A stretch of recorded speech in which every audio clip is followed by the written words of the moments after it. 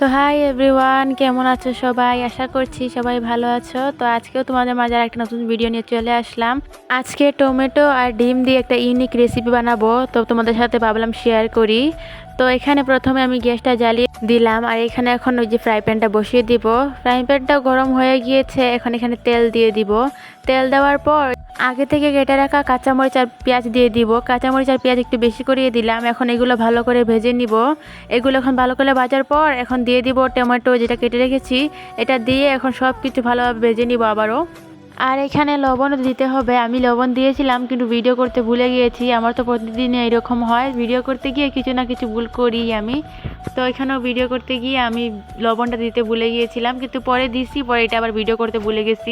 তো এখন টমেটোটা ভালো করে পুরো ভর্তা ভর্তা হওয়ার পর আমি ডিমটা দিব। তো এখানে ভালো করে ভর্তা ভর্তা করে নিতেছি। প্রথমে ভর্তা হওয়ার পর এখন আর একটু ভেজে নিব।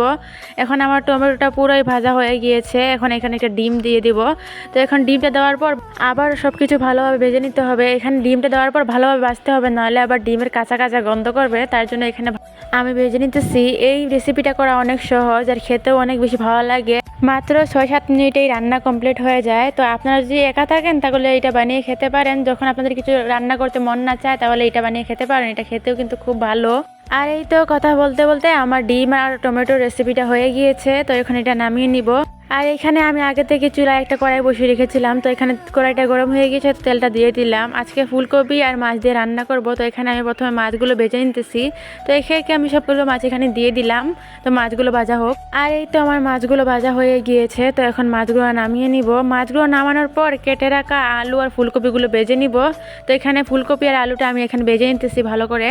আর সবগুলো মাছ আমি এরকম লাল লাল করে ভেজে নিয়েছি। মাছগুলো ভাজা নেওয়ার পর আর এইদিকে তো ফুলকপি আর আলুটা ভাজা হয়ে গিয়েছে। তো এখন নামিয়ে নিব। ফুলকপি আলু নামানোর পর এখানে আমি মশলাটা আগে কষাতে দিয়ে দিয়েছিলাম। তো মশলা কষানো হয়ে গিয়েছে। তো এখন ফুলকপি আলুটা দিয়ে দিব। ফুলকপি আর আলু দিয়ে এখন ভালোভাবে নাড়াচাড়া করে এখানে পরিমাণ মতো ঝোলের জন্য পানি দিয়ে দিব। তরকারিতে ঝোলের জন্য পানি দিয়ে দিলাম। আর এই দিকে বাঁধাকপি ভাজি করব, তার জন্য এইগুলো এখানে ভাপ দিয়ে নিচ্ছিলাম। প্রথমে ভাপ দিয়ে পানি ফেলে তারপর ভাজি করব। এই তো বাঁধাকপি ভাপ দেওয়া হয়ে গিয়েছিল, তারপর ভাজিটাও বসিয়ে দিলাম। তো এখন ভালোভাবে বাঁধাকপিটাও ভাজি করে নিব। আর আরেকটা কথা, তোমরা সবাই শর্ট ভিডিওগুলো অনেক দেখো, কিন্তু লং ভিডিওগুলো দেখো না কেন? প্লিজ সবাই গিয়ে লং ভিডিওগুলো দেখবা, প্লিজ প্লিজ। তো এই যে কথা বলতে বলতে আমার বাঁধাকপি ভাজিটাও হয়ে গিয়েছে আর মাছের তরকারিটাও হয়ে আসছিল। তো এখানে ধনিয়া পাতা আর মাছ দিয়ে দিয়েছিলাম। এখন তরকারিটা হয়ে আসছে, তো নামিয়ে নিব। তো আজকের জন্য রান্না কমপ্লিট। তো কেমন লাগলো আমার ডিম আর টমেটো দিয়ে একটা ইউনিক রেসিপি কমেন্টে জানাতে ভুলবে না। তো আজকের ভিডিওটা এখানেই শেষ করলাম। সবাই ভালো থাকবে, সুস্থ থাকবে, আর ভিডিওটা বেশি বেশি করে শেয়ার করে দিবে যাতে অন্যরাও দেখতে পারে। আর তোমরাও বেশি বেশি করে দেখবে আর চ্যানেলটা সাবস্ক্রাইব করতে ভুলবে না। তো আজকের জন্য এইটুকুই। বাই, আল্লাহ হাফেজ।